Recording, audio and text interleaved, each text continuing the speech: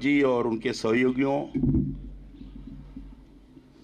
राष्ट्रीय स्मारक दीनदयाल जी उपाध्याय राष्ट्रीय स्मारक के रूप में जो इन्होंने दीनदयाल जी की भव्य प्रतिमा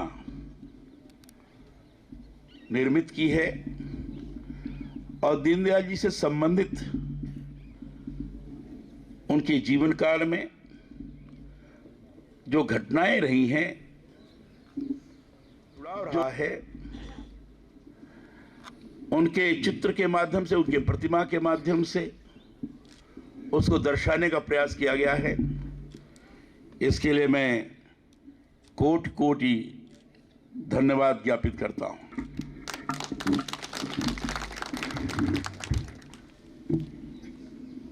दीनदयाल जी के जीवन के बारे में, प्रारंभिक जीवन के बारे में, बाद के जीवन के बारे में वर्णन करने की कोई आवश्यकता नहीं, क्योंकि सब लोगों ने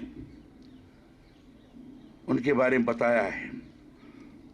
उससे ज्यादा बताने का कोई औचित्य नहीं।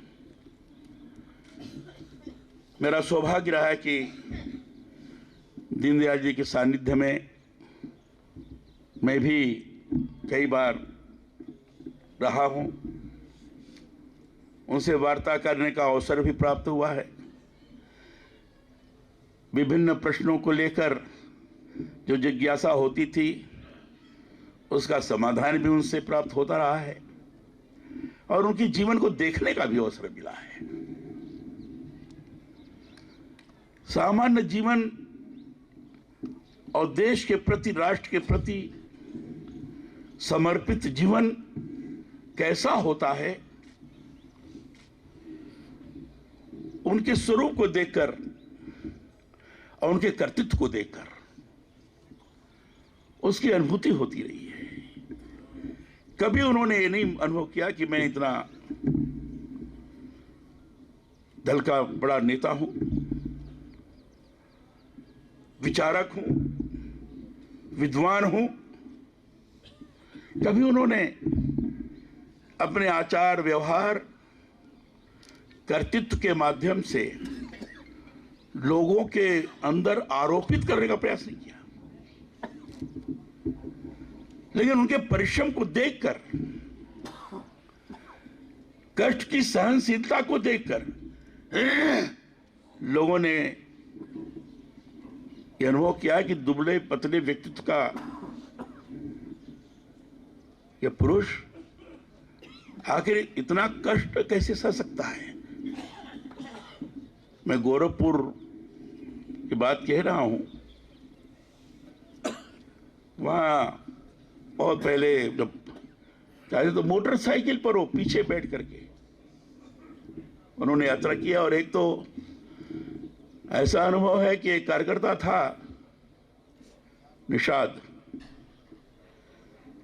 वो मोटरसाइकिल पर कहा, दीनदयाल जी, वहाँ नेपाल के पास का एक जिला है, महाराजगंज जिला, नाम सुना होगा आप लोगों ने, पहले गोरखपुर में था। वहाँ हमारा एक कार्यक्रम है, बड़ा सुदूर, बड़ा पिछड़ा था। पीछे बैठाकर उनको ले गया और उस समय मोटरसाइकिल राजदूत थी। राजदूत का जो साइलेंसर था गर्म हो गया था। दीनदयाल जी बैठे, उनका पैर की पिंडली उस साइलेंसर से जल गई, लेकिन उन्होंने एक बार भी उस कार्यकर्ता से नहीं कहा कि अरे भाई जरा रोको, मेरी पिंडली जल रही है, कार्यक्रम देर न हो जाए। वहां पहुंचे और जब देखा कि वो तो चमड़ा वहां से उतर गया है, जलता है तो खून नहीं बहता है। उस कार्यकर्ता ने देखा तो वो दीनदयाल से कहने, अरे दीनदयाल जी आपने बताया नहीं, कहा अगर बताते तो तुम रोक देते और कार्यक्रम में देरी हो जाती थी। ये कष्ट सह करके उन्होंने जिस तरीके से काम किया वो अद्भुत है। आखिर काहे के लिए किया, कौन सी जील थी, कौन सी मन के अंदर उस प्रकार की वस्तु थी, भाव था, जिसके लिए इस प्रकार के कष्ट सहन की प्रवृत्ति जागृत थी। केवल एक ही था, हम राष्ट्र को समाज को संगठित करते हुए एक ऐसी ताकत प्रदान करेंगे जिस ताकत को देखकर दुनिया वाले महसूस कर सकें हिंदुस्तान को अगर हम उसके प्रति कुदृष्टि करेंगे तो हिंदुस्तान की ताकत ऐसी है जो ताकत उसको दृष्टि रखने वालों को पराभूत करने में क्षण भर का विलंब नहीं करेगी। वह एक मनोभाव और उसी मनोभाव से उन्होंने पूरा काम किया है। चाहे एकात्म मानववाद का दर्शन हो,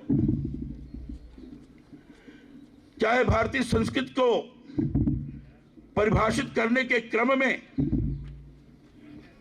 समाज की वो चिति है, चिति माने प्राण, वह चिति संस्कृति है। विभिन्न प्रकार